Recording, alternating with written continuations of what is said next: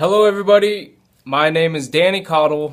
I'm working on a project to post 1,000 musical videos to social media. And this is supposed to capture my journey since I've been here in Fresno, California for about 2.5 years. And I started just posting songs. I got done with school for music, moved to Fresno. So anyways, it turns out that my job has a need for music, like music therapy, music service, or things like that, and so I've been volunteering at like assisted facilities around Fresno, and I've been able to capture this journey, and I have just volunteered at the 3 hospitals in Fresno. And that is Kaiser, St. Agnes, and Community. And I am going to, I'm going to see what I can do and bring music in there. And I am thinking about trying to become a certified music therapist. I mean, why not? And so anyway, so this video, for those who are interested in practicing an instrument, I think the idea that I stumbled upon might help in increasing the productivity of the time that you practice. I think that this is a really good idea, and it's working for me, and this is what I'm talking about. So a technique that we would play on the guitar would be like finger exercises, and techniques really translate to songs really well. And but the techniques are monotonous. So here would be one. It's a trill. Okay? So I'm just planting like my middle finger, and then I'm trilling with my ring finger on just one fret. Okay? And so you can do these with every finger. So you can plant your first finger and then do the middle finger combination, and then the ring finger combination, and then the pinky combination. Each one going up and down like that, and then where there's always a space in between with your ring finger, and then with your pinky there's always 2 spaces. Okay, so you want to practice that, and then you want to do your middle finger with your ring finger, and then your middle finger with your pinky, and then you want to do your ring finger with your pinky. Okay, so the way that I was practicing it was I would use a metronome. This is at 90 beats per minute. And I would just go through each one. Like, I would plant my first finger and use my middle finger, and I'd go up to the 12th fret. I'd skip a string down, go all the way down, skip a string up. So I would do this thing, and then after I got through like one cycle of like all the combinations of my fingers, I would move on to a different technique. And I was putting in the time, but I wasn't putting in the productivity, because what I've been doing now is I've been okay, so you have really strong combinations. These 2 fingers are really strong. These 2 fingers are not very strong. These 2 fingers are not very strong, and these aren't very strong, right? They get stronger, you know, but so let's take like these 2 fingers, right? Planting my middle finger, and I'm trilling with my ring finger.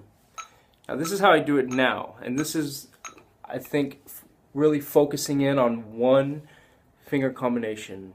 Focus in on one, like break down your technique, and then just drill it hard. So check this out. I'll show you what I mean.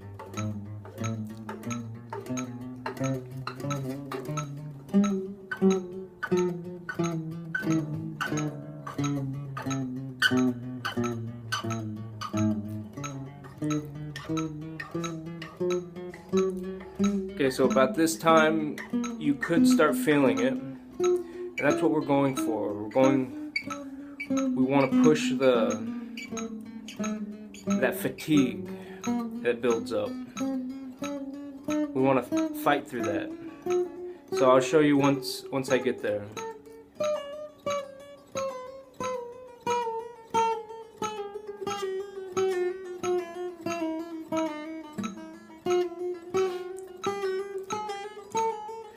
I also want you to see how much time goes into this, okay? How much real time goes into it.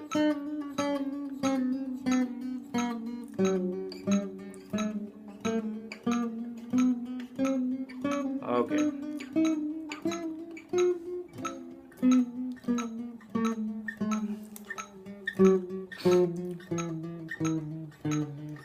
And every trill doesn't have to be perfect, but just keep going, right? I'm on the beat. Okay, it's starting to get fatigued a little bit. I'm starting to feel it. And it seems like once I feel it, then it comes on real strong. It's getting a little bit heavier.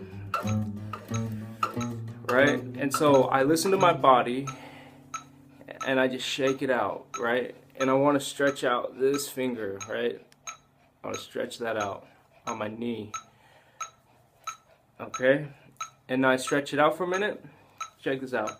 And I do it again. And you can start anywhere, it doesn't matter. Okay, keep going.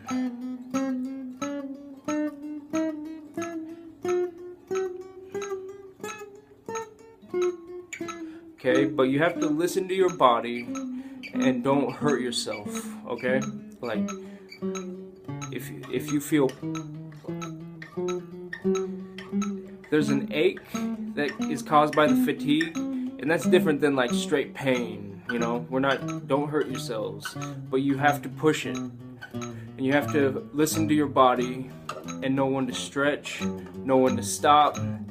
Just like Kenny Rogers. You gotta know when to hold them, you gotta know when to fold them. No, but you gotta know when to stop. And just a little rest. You can get more endurance, and you want to fight through that. And this is the breakthrough that I saw, okay? So I'm feeling the fatigue a little bit, but it's a little different type of fatigue than it was before.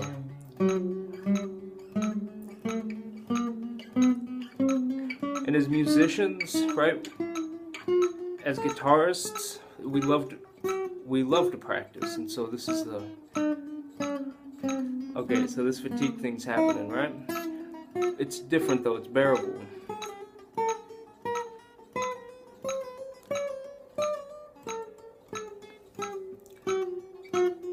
Okay, see, it's like receding a little bit, that fatigue,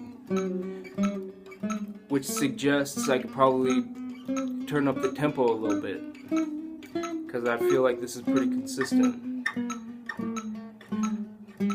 But without turning up the tempo, then so I'm not really I'm thinking in terms of just like continuing this motion. And it's not like I reach the 12th fret and I stop, right? But once I get to, like, if I want to switch it up, then I can just use my pinky. And then I can continue with that for as long as I see fit. And so really focusing on just two, and like focus on these for, like, you know, for the night or for the day or for whatever, you know, and put in a lot of time, and then the next day move on to a different set and just focus on that set. And so this is what I've been doing, and I've seen a big improvement in my playing. A lot of like the bass notes, right?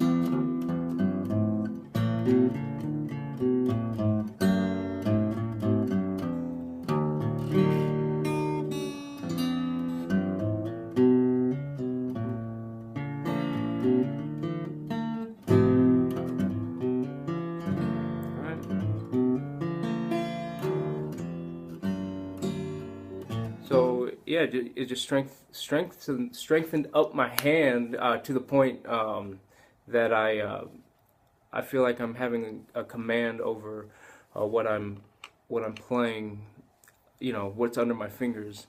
I'm still trying to get to the point where I could play what's in my head. So, I hope that helped. That's an idea, okay?